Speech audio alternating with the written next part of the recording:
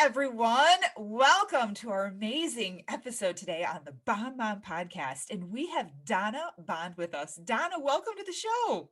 Hi, Melissa. So glad to be here. Oh, I am just so excited for you to be on this amazing podcast and be on this journey with us because we were talking before the show started, you guys, and I was telling her how everything that we do in the health and wellness world right now, what's thrown at us is work out, eat right. Oh, you're overweight. Well, then you just need to eat less. Oh, you don't like this. We'll just train harder. And that is so not true when it comes to living your best life ever. Is that not right, Donna?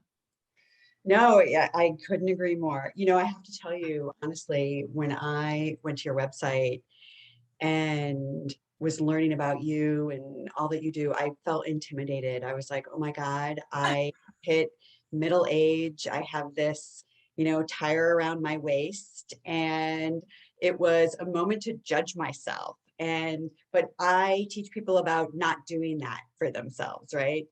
So it was just a moment of giving myself some pause and tuning inside and reminding myself that I'm doing the best that I can.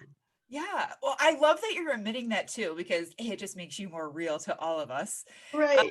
I have you up on this pedestal right now. So it makes you more real to us. But that's something that I deal with all the time, especially being in a gym, and I'll be like deadlifting, this much. And I look over and I'm like, oh my God, I thought I was doing so good. And then I compare myself to the person next to me. And we coach women to not do that. I I always know. say comparison's the root of all evil. Without question. Without question. Yeah. I Yeah. think I think the saying is jealousy is the root of all evil, but I'm like, same thing, right? Yeah. So you are a spiritual advisor, business and life coach, and author. Girl, what don't you do? Mm. Well, it was quite a journey getting here. I was in the corporate world for 28 years. My father died when I was 22, and he was a workaholic. And I sort of put my head down and put my high heels on and started climbing that ladder and just kept going and going and going. And I got, to the top. And I looked around and I was like, gosh, all this is not all that. And it looked like on the surface, it looked like I had it all, but deep down inside, I was really empty and really unhappy. And on the advice of a psychic, I enrolled myself in a master's program in spiritual psychology with the University of Santa Monica. And that was a transformational journey that changed my entire life, all of it, from the inside out. And that is sort of how I got here. But yeah, I've done a lot. I've done a lot. I keep saying yes to taking the next step. Oh, I love that because so many of us say, no, I'm okay. I'm happy and content where I'm at. Yeah, I know. I know that well. Yeah. Did you say you did this off of the advice of a psychic? I did say that. Yes. That is crazy. Okay, so were you regularly visiting a psychic? Were you just out and were like, oh my God, let's go to one? No, I have been a spiritual seeker since I was 12 years old, and Oh, I I have love it. seen a lot of psychics, over the years. But there was something about this experience. The woman literally said to me, she's like, because I was so miserable, and I went literally crying, like, I've got to find my purpose, right? Like, who am I? What am I doing in this world? And she said to me, Donna, they're spelling it out for me. Spiritual psychology. And I was like, what the F is spiritual psychology? Literally, that was my response to that. But of course, I went home and consulted the real oracle, as I like to say, Googled spiritual psychology, and I found 3 universities that taught a program in this. And it's so funny when I look back on it now and I see all of the resistance that my ego had thrown up, not the least of which was the fact that I was working a 60-hour a week job at the Ritz-Carlton, like full court press. It was no Mhm. joke. It was a big job. I was overcommitted. I was not physically well at all. I was really, really declining emotionally and mentally. I was not in a good place. So the fact that I agreed to go into this program where I'm now going to be going to school to get a master's, it was like, what? Like, have you lost your mind? You're Yeah. completely, off the deep end. And yeah, it was the single biggest, uh, most transformative yes that I have said to myself in my life. Well, Yeah. second next to my husband, but yeah. Yeah. Of course. Well, and I love that again, you're making it you're a real person. You had a what we call a real job, in corporate America. You were doing the thing that we're all taught to do, right? Like go to school, get the degree, get the piece of paper, and then go to work. Yeah. And then let someone else tell you when you get time off and vacation and how much you're going to be paid. And it's fine that you're miserable. This is what you're supposed to do. And you had the guts to leave that. So I love that you're sharing this part of your journey and your story because it makes you real. You get it, you get that type of hustle and grind. And now you can compare it to the beautiful life that you live now. Yeah.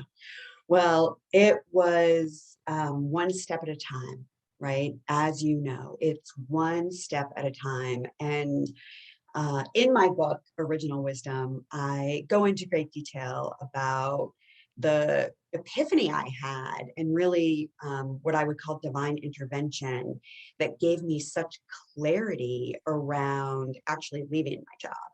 Because the truth is, I had been unhappy probably for a decade. Like, Mhm. that's a long time, It right? is. To be sitting in that stuckness, to be sitting in that discomfort and just when our heart and our head are out of alignment like that, a lot of other things break down, whether we're willing to admit that or not, whether Yeah. we're to recognize that or not.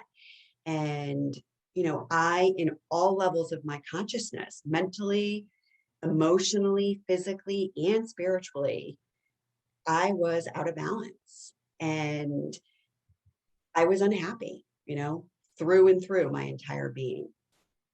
And I, again, freaking love that you're saying that because I want people that are listening to this that are sitting there going, yeah, me too. I'm unhappy. I know my head and my heart aren't aligned right now, that they know that there's a way out and to make change. And it's not just by getting on the treadmill more and eating salads. Well, a lot of people link their happiness to a weight number on the scale. Yeah. And I'm like, dude, no, there's so much in the middle. And that's why it's so important to have guests on like you to help people connect the pieces to opening up to your spiritual side, be awakened, how to get unstuck. Let's talk about your original wisdom. It's the name of your book. Yes. I love the name, Original Wisdom. That's cool. That's a really cool Thanks. name. Okay, how do we get in touch with this? What exactly is Original Wisdom? Yeah. So, original wisdom is the inherent intelligence in all beings that is rooted in unconditional love. And, most of us, myself for sure, I have grown up believing that my intellectual intelligence is like the end all be all, right? Yeah. Like, Yeah. I've got to have the right answer and I've got to be the smartest person in the room and I've got to like know it all.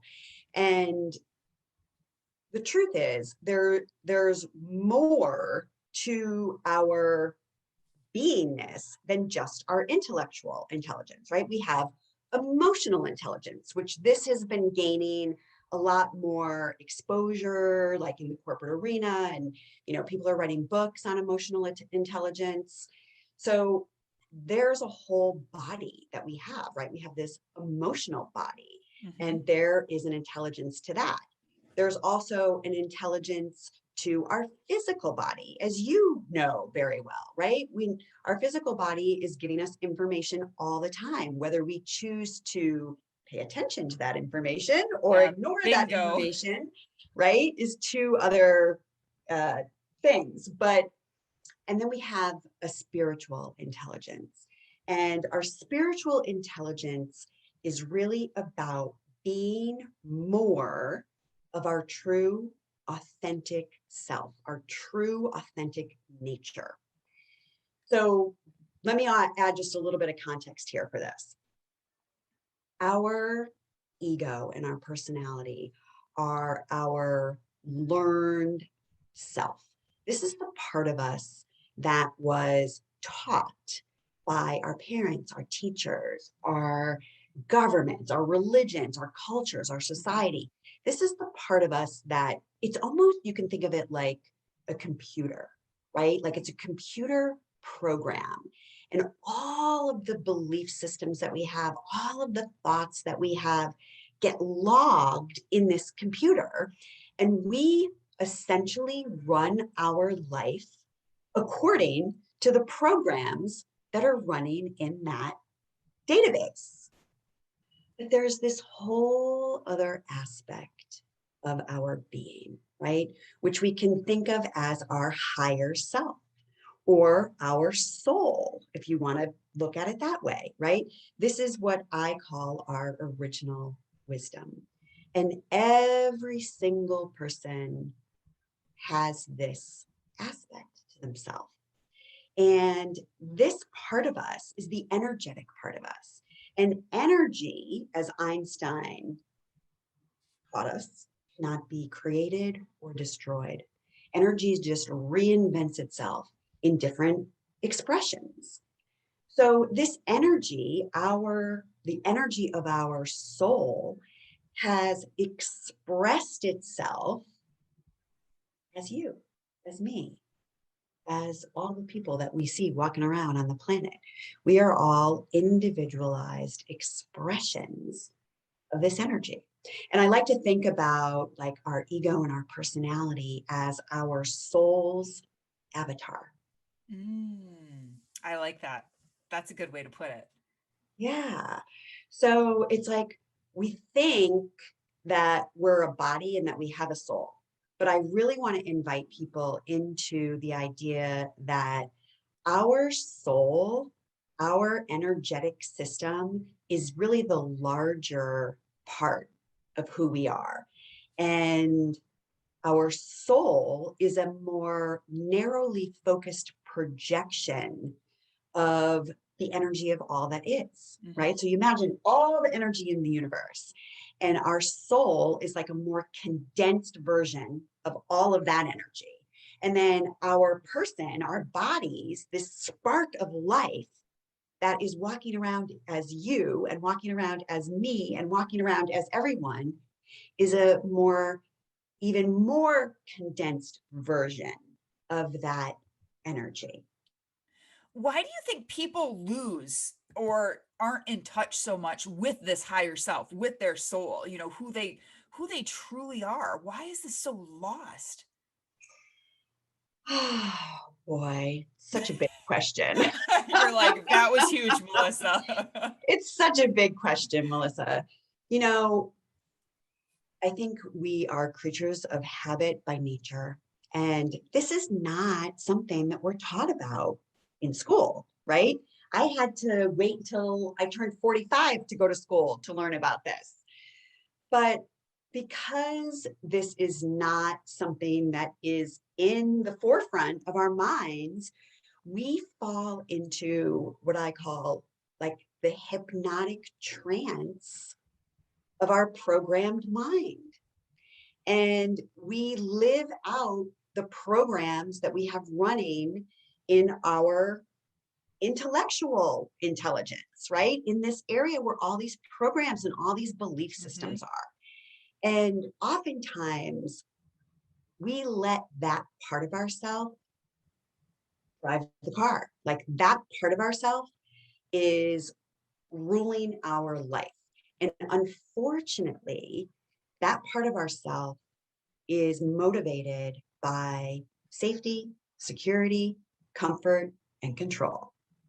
And so anytime any of those things are threatened in any way, the fear flag goes up, right? Yeah. And it stops us. And this is why people get stuck. This is why people, it appears like everything looks good on the surface, but then deep down, they feel this emptiness. They feel this discontent or a void that they can't quite put their finger on. And because we're so over identified with the physical world, we buy into the misunderstanding that what we're looking for is out there in the physical world, Yeah. right? So then we start setting up destinations to go after. And those destinations can be relationships, they can be a fit body, they can be, a car or a house or a job or money in the bank account. All of those things are outside of ourselves.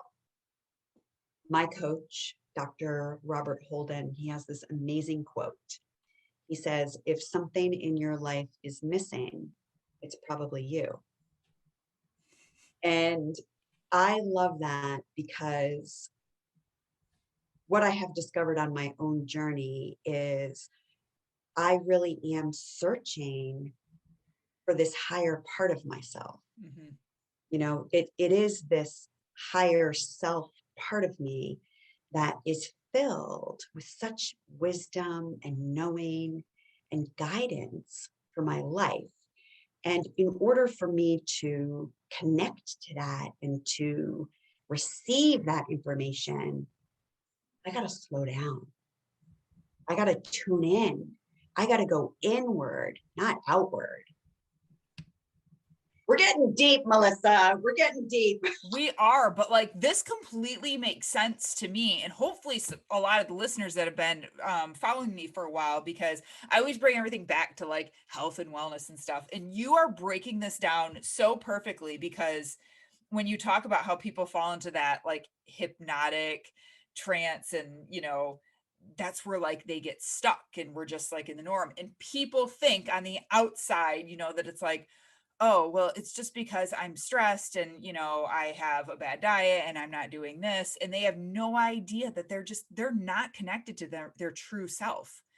They don't realize that how much their spirituality is connected to this, and they don't slow down. They, Yeah. they don't take the time to get in tune. And part of my program, Busy to Bomb Fit Mom, oh my God, this is so perfect. I love that you're telling us this just in a different way.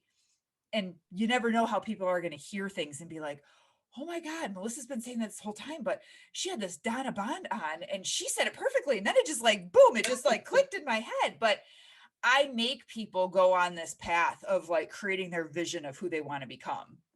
And then I make them dive into and learn about their nutrition and what works for them, what doesn't, not just here's a meal plan, and then we get Right. into the mindset. What are Yeah. your affirmations? What do you think about yourself up here? And then we get to the workouts. Yes. So I love that you're saying that you have to go inward, you have to get in tune, you have to slow down. And that's what you realized you had to do too. But I'm like, oh my God, Donna, this totally makes sense to me. It's all the same.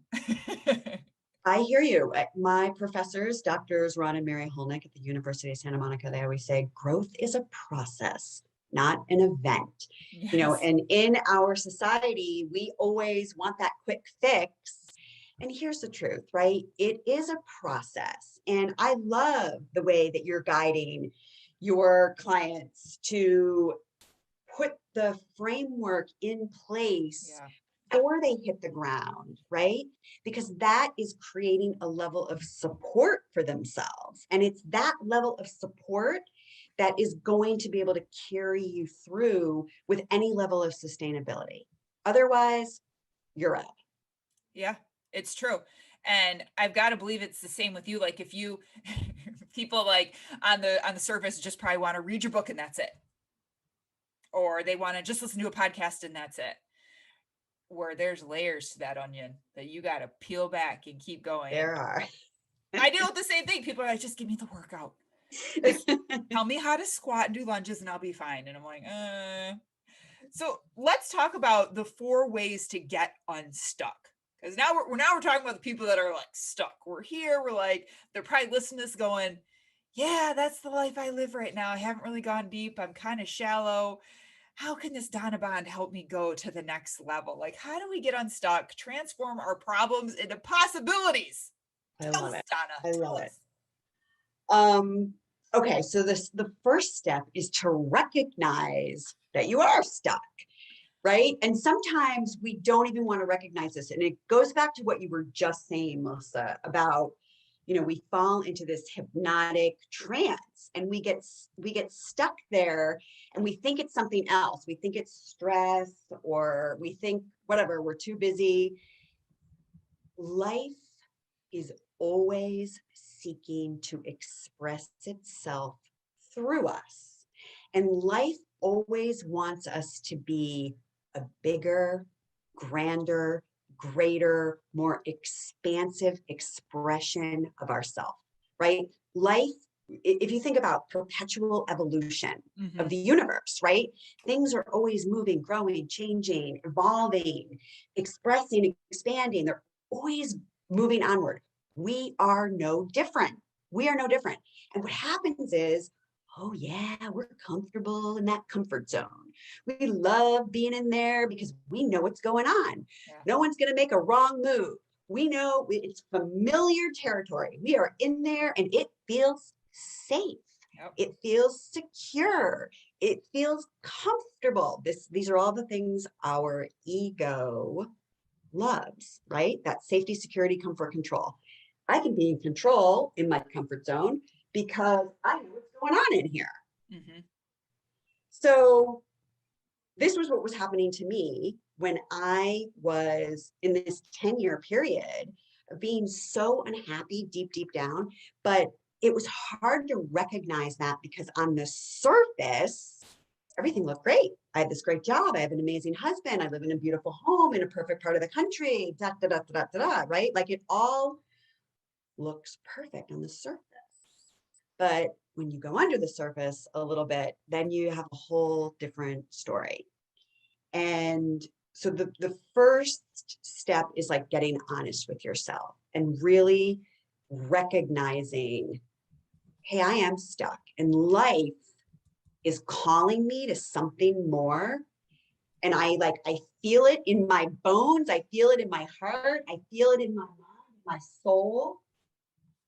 But most of the time we don't want to look, right? Like we're doing like this. We don't want to really look because that would require us to get honest with ourselves. And if we get honest with ourselves, sometimes we tip over the apple cart, right? And I certainly tipped over the apple cart in my life because I walked away from a really big, fat, secure job. And so my husband was like, oh, what are you going to do? Yeah. Right. Oh, I can only imagine what people must have thought. Yeah. Oh, yeah. And like my coworkers, the people that I was working with, I mean, I walked away from some big bonus money. Like I walked away from prestige and success and notoriety and status. Oh yeah, people had some things to say about it, for sure. So what is the second step, right? So once I recognize that I'm there and I recognize that life is calling me to something else, the next thing I need is just a little bit of willingness. Just a little bit of willingness. Willingness to step out of my comfort zone. Willingness to maybe do something I've never done before. Willingness to be uncomfortable. Willingness to experience something that is unfamiliar. Because that's really like what our comfort zone is just, it's familiarity. Yeah. And when we go out of the comfort zone, it's unfamiliar. We don't like that, right? Because then we don't feel safe. But the truth is, most of the time, because we live in the free world, there's not really danger outside of the comfort zone. It's just unfamiliar. Yeah. And I love that you're using the word willingness because it makes it seem just so much more gentle. Like, are you willing? Yeah, I'm willing. I'm willing. Okay, I'm willing. Yes. I love that you called that out, Melissa. And I'm going to like go down a little bit of a rabbit hole here. Oh, do it. I'll go with you. Being gentle with ourselves.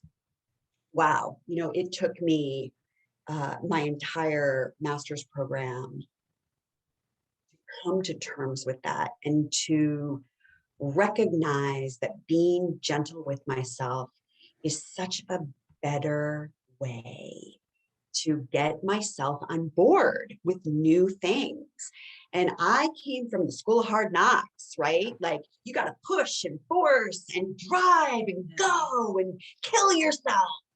Well, I saw my dad do that, right? And he really did kill himself and through cancer when he was just 44 years old. Oh, man. So I had like the example in my life of somebody who lived that way and like it didn't really work out for him over the long haul. So I just love your awareness around this idea of being gentle because man, does that work? It does. And if you're just willing to do something and try, it's so much better than saying, no, you have to do it. Just jump in and do it. You'll be fine. you know, I have to I have to share like right now in my life, I do martial arts and stuff too. And I have to share this little story of my transition and just being willing. I do taekwondo and I'm a second degree. I'm working on my third degree black belt and I got introduced to switching over to jujitsu, which is a whole different martial arts. Scares the crap out of me. I'm Ooh, not comfortable. It's all on the ground. I can stand and fight pretty good. Not comfortable on the ground. And I've realized that if I want to grow and have multiple trainings under my belt, like I need to leave my comfort zone. Maybe now is the time.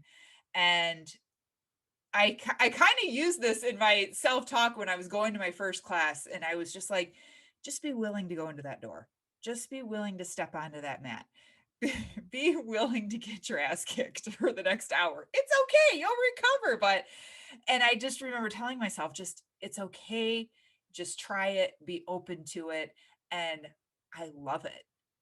And I amazing. would have never discovered that I loved it if I hadn't, recognized where I was at and that I wasn't really moving where I wanted to go. And then I wasn't second, if I wasn't willing to just try it, just move forward. So that's my little experience with I'm really comfortable and I don't want to leave, but it could be amazing on the other side. Yes. And so I love what you're saying too, because that like kind of talks about the next step here. The next step is facing your fear and transforming that fear into courage. And that's what you did. And this isn't really something that we have to do because if we're willing to face our fear, it gets done for us. Because I think there's like this magic elixir that happens when we make a leap, right? When you take a leap of faith and you're like, there's no net and you just like launched yourself off of it, you're going into the fear. It's like when you're in the air, right there, magic happens. Like courage is born right there in that magic space. And when that courage is born, inner transformation takes place because then you suddenly begin to realize that you're stronger than you ever gave yourself credit for. Mm-hmm. You are more resilient than what you knew or thought. And all of these gifts that have laid dormant inside of you then begin to show up and they begin to come forward and they begin to just naturally rise up within you. And this, I believe, is like where you're letting more of your original wisdom through. Mm-hmm. Our original wisdom wants this expansion from each of us. And when we're all tucked away in our little comfort zones, on the conveyor belt of repetition. Yeah. That ain't happening. So courage is really the next piece of this. It's facing our fear and watching that be transformed into courage as we face it. Yeah. It And goes hand in hand, right? yes, hand in hand. But this becomes, something that we have to like keep doing. We keep putting ourselves out there. We keep being willing. Mhm. And with every step that we take out of our comfort zone, we are facing our fear and then transforming that into courage. And that courage it's like the golden elixir. It's It like, is. because that's where you discover and find everything, like you said, like truly about yourself. And I wish every single person listening to this, would take that next step and find this courage, because it's so amazing. But people like to stay where they're at, and They I do. they do, but the more they listen, and that's why we have this podcast, that's why we have you on, to just keep pushing people. And like, maybe this is their breaking point. Maybe they're like, you know what? This is the fourth time this month that I've heard something about this topic. Ooh, love this. Yeah. Donna did it for me. That's it. I'm taking the plunge. Okay, I'm dying to know what number 4 is. So number 4 is commitment, right? Because what happens is we move ourselves out of the comfort zone, we move ourselves through the fear zone, then Mhm. we get into the growth zone, right? So you come through fear and you're in the growth zone. And in the growth zone, we fall down, we scrape our knees, we get back up, we learn. Yeah. There's learning, there's growing, there's um, all sorts of new things happen in that growth zone. But we have to be willing to like fall down and get back up again, fall down and get back up again. But there's the commitment, right? And the commitment, the more we stay with that commitment, the next thing we know, we've developed a little bit of mastery. And now we're experiencing success, right? It's like, hey, I'm in here, I'm doing this thing, like it's happening, right? But then here's what happens. The whole thing starts all over again, just like that.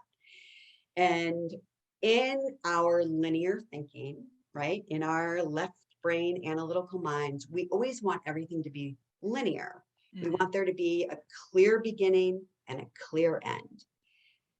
That's not really how it works. I believe that all of our growth and expansion and evolution in life happens in the form of a spiral.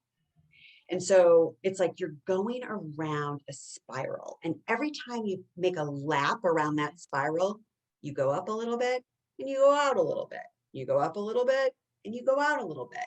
And so with every lap of the spiral, you gain a different perspective or you gain a higher level of awareness. You have a higher level of consciousness. And this higher level of awareness and consciousness, it naturally invites you to see the world from a different place. It naturally invites you to see the world from a different place. And this also has a natural effect of learning and growing built into it every time we make another lap around that spiral.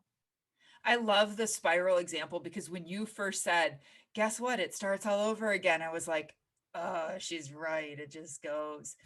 But you completely changed that when you said it's like a spiral, and how you go around, you grow, you expand, and then you get to see the world in a different place with every loop. Like, that just totally made me feel better and take like pressure off. I'm not even doing anything, but I'm like, Oh, it just helped. But you're right. When you take that lap and you make another loop and you go up and you expand and you see that world differently, my mind obviously goes to health and fitness. And I think that, when people actually commit, and when they make a loop and they gain that different perspective, like, now you get to see the world as this strong, fit mom. When if you were like, morbidly obese before and super unhealthy, and it's like, you just did another lap and now you get to experience going to the beach or Disneyland super strong and active and fit. Like that's just where my mind goes. I always take it back to like health and wellness, but you're right, every time. And then even a year from now, when the woman or man grows even more and expands with their life and spirituality and health and fitness, it's like now you get to experience the world at this from this perspective. Yes. Well, and I just want to make a comment about right health and wellness. And my master's degree is in spiritual psychology with an emphasis in consciousness, health, and healing. And the way that we look at our being is that Mhm. we have four levels of our consciousness, right? We have our mental, our emotional, our physical, and our spiritual. And when we leave out any of those four components, we're missing something, right? So I love that you have me on your show, right? Like I'm a spiritual coach and I'm going to talk to you about spirituality and energy and these things that might seem really intangible. Mhm. But it's like, this is part of you, whether you recognize it or you don't, Yeah. it's still part of you. And most of us ignore this part of ourselves.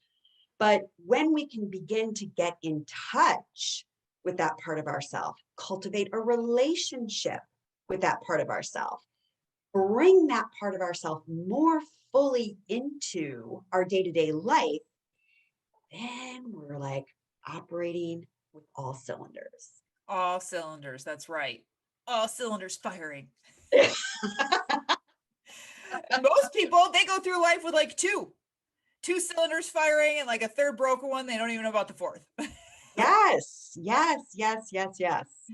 So I just like, I had to throw that in there, right? Because when I think about overall health and well-being, it's like a well-rounded thing. It includes all parts of our being. Yeah. It truly does. And I refuse to be that trainer anymore of that's just like, no, work out every day and just eat your protein. Like it's so much more than that to find true happiness and stay on the right path. That commitment, number 4, like you said, to have that commitment, you got to have 1, 2, and 3. Yeah. You can't skip any or miss any. Yeah. So, Donna, tell us, how can we find you? How can we work with you? What's your website? Where can we get your book? All the things. Yeah. Thank you. Well, if you want to take a deeper dive into what we've just talked about, 4 ways to get unstuck, you can access my free class for your listeners. You can Oh, go to sweet. donnabond.com/podcasts. And there is a link there that will let you get access into the course. And there's actually opportunities for transformation in there, which are also something that I offer in my book, right? It's like, because I am a coach Mhm. and a teacher and a guide, not only am I going to tell you about my story of how I left, corporate land and found my way into the work that I do today, but I'm also going to coach you through how you can do this for yourself. And I offer these opportunities for transformation in my free class, how to transform problems into possibilities. Awesome. I love it. So it's donnabond.com is your main website too. Yes. Love it. Oh, Donna, I am so glad that we had you on the show today. You guys, make sure you check out her book, Original Wisdom, Harness the Power of the Authentic You. Oh my God, it's brilliant and you're brilliant. And we are so blessed to have you on here today. I hope we get to work together again soon. Oh, me too, Melissa. And I love your energy. And this has been so much fun. Thank you so much for having me. I'm really Oh, the pleasure was all ours because I think you really helped transform some of our listeners today. I really think they picked up on your message. awesome. Thank you so Uh, much. Stay safe, stay healthy, everyone. Thank you.